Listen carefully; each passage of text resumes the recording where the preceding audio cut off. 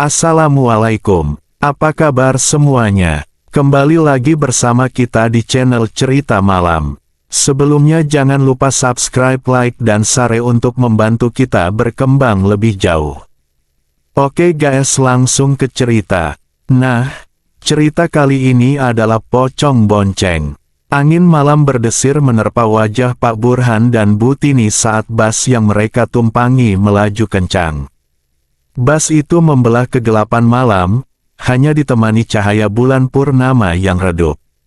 Mereka sedang dalam perjalanan mudik ke kampung halaman, setelah berbulan-bulan berjuang membangun usaha pecel lele di kota. Senyum bahagia terpancar di wajah keduanya. Melewati kemacetan kota dan hiruk-pikuk kehidupan urban terasa menyenangkan. Mereka tak sabar untuk segera bertemu keluarga dan sanak saudara di kampung. Namun, keceriaan itu perlahan sirna saat bas memasuki kawasan hutan angker yang terkenal dengan cerita-cerita mistis. Konon, sering terjadi kejadian aneh dan mengerikan di sana. Suasana mencekam mulai terasa. Hawa dingin menusuk tulang, seolah menembus jaket yang dikenakan Pak Burhan dan Bu Tini. Bulu kuduk mereka pun meremang. Suara jangkrik yang biasanya riuh di malam hari seolah lenyap digantikan oleh desauan angin yang berbisik menyeramkan. Bu Tini merapatkan genggaman tangannya pada lengan Pak Burhan. "Pak, kok anginnya jadi dingin sekali ya?" bisiknya dengan nada khawatir. Pak Burhan merasakan hal yang sama. Ia mengangguk pelan, berusaha terlihat tenang di depan istrinya. "Mungkin cuma hawa pegunungan saja, Bu," jawabnya, meski dalam hati ia juga merasakan keganjilan. Tiba-tiba, laju bas yang tadinya kencang mulai melambat. Padahal, berdasarkan cerita para penumpang, jalur bas lintas hutan ini biasanya sepi dan bas bisa melaju dengan kecepatan tinggi. Bu Tini mengerutkan keningnya, rasa penasaran mulai mengusiknya. "Pak, kenapa busnya jadi pelan sekali ya?" tanyanya pada Pak Burhan. Lampu sorot bas hanya menerangi jalanan lurus di depan mereka yang tampak kosong melompong. Tidak ada kendaraan lain yang menghalangi. Pak Burhan ikut mengamati ke depan. "Entahlah, Bu, mungkin ada masalah di mesinnya," jawabnya dengan nada ragu. Ketidakpastian itu membuat Bu Tini semakin resah. Ia melirik ke arah penumpang lain, dan melihat raut wajah tegang dan ketakutan tergambar jelas di sana. Suasana hening mencekam menyelimuti seluruh penumpang.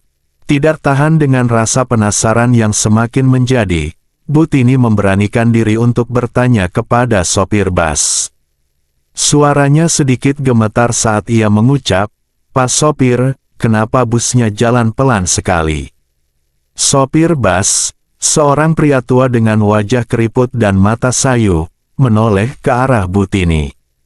"Maaf, Bu, saya tidak berani menyalip pengendara sepeda ontel di depan sana," jawabnya pelan, membuat rasa penasaran Bu Tini semakin menjadi. "Sepeda ontel, di mana?" tanya Bu Tini, berusaha melihat keluar jendela yang sedikit berembun. Matanya menyapu kegelapan di depan, namun tidak melihat apapun. Sang sopir menggerakkan dagunya ke arah depan. "Itu, Bu, lampunya agak redup." Bu Tini pun mengikuti arah tunjuk sang sopir. Matanya menangkap samar-samar bayangan hitam yang mengayuh sepeda ontel dengan pelan. Bayangan itu membawa tumpukan ranting kayu yang tingginya melebihi kepala orang dewasa.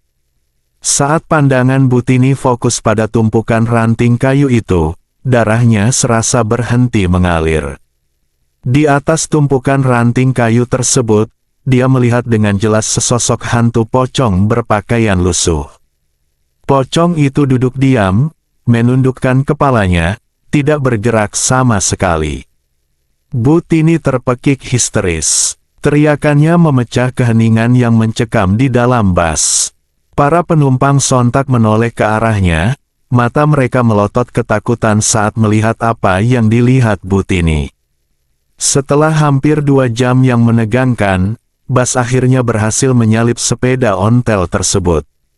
Sang sopir memutuskan untuk beristirahat sejenak di sebuah masjid tua yang terletak di pinggir jalan. Para penumpang pun berhamburan keluar, meregangkan otot-otot mereka yang kaku karena ketakutan. Secara tidak sengaja, Bu Tini melihat kakek pengayuh sepeda ontel itu juga beristirahat di serambi masjid. Rasa penasaran yang bercampur rasa takut mendorongnya untuk mendekati kakek tersebut. "Kakek, tadi itu, pocong di atas ranting kayu itu, siapa?" tanya Bu Tini dengan suara bergetar. Kakek itu menatap Bu Tini dengan tatapan kosong. "Itu istri saya," jawabnya pelan. Jawaban kakek itu membuat Bu Tini tercengang. "Istri kakek, tapi, dia kan..." Kakek itu mengangguk pelan. "Ya, dia meninggal beberapa hari lalu. Tapi, dia tidak ingin saya bekerja sendirian," jelasnya dengan suara lirih. Kakek itu kemudian menceritakan mimpinya, di mana dia bertemu dengan istrinya. Dalam mimpinya, sang istri berkata bahwa dia tidak ingin melihat kakek bekerja sendirian dan akan selalu menemaninya. Bu Tini terdiam, tidak tahu harus berkata apa.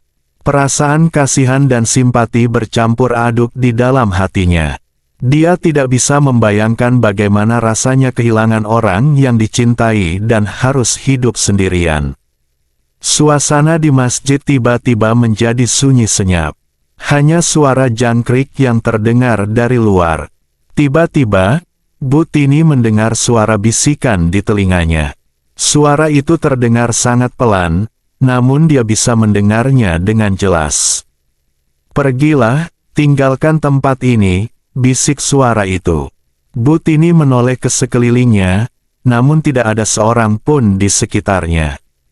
Rasa takutnya semakin menjadi-jadi. Ia pun mengajak Pak Burhan dan para penumpang lainnya untuk segera meninggalkan masjid tersebut. Pak Burhan dan para penumpang lainnya mengikuti Bu Tini keluar dari masjid. Rasa takut masih menyelimuti mereka, namun mereka ingin segera melanjutkan perjalanan dan meninggalkan tempat menyeramkan itu. Bas kembali melaju di jalanan yang gelap. Suasana di dalam bas terasa tegang dan sunyi. Para penumpang saling berbisik, menceritakan pengalaman mengerikan yang mereka alami di masjid tadi. Bu Tini duduk di samping Pak Burhan, berusaha untuk menenangkan dirinya. Ia memeluk erat lengan suaminya, mencoba menghilangkan rasa takut yang masih membayangi. Tiba-tiba, bas kembali mengalami hal yang aneh. Lampu sorot bas tiba-tiba mati, membuat suasana di dalam bas menjadi gelap gulita. Teriakan panik kembali terdengar dari para penumpang. Namun, Pak Burhan tetap tenang. Dia menyalakan lampu darurat di handphonenya dan berusaha untuk menerangi jalan di depan. Dia kemudian meminta sopir bas untuk berhenti sebentar. Pak Burhan dan beberapa penumpang laki-laki turun dari bas untuk memeriksa keadaan mesin. Setelah beberapa menit, mereka kembali ke dalam bas dengan kabar yang melegakan. Lampu bas mati karena korsleting ringan dan telah berhasil diperbaiki. Bas kembali melaju di jalanan yang gelap. Para penumpang masih diliputi rasa takut, namun mereka berusaha untuk tetap tenang. Mereka berharap perjalanan ini segera berakhir dan mereka bisa sampai di kampung halaman dengan selamat. Perjalanan malam itu menjadi pengalaman yang tak terlupakan bagi Pak Burhan dan Bu Tini.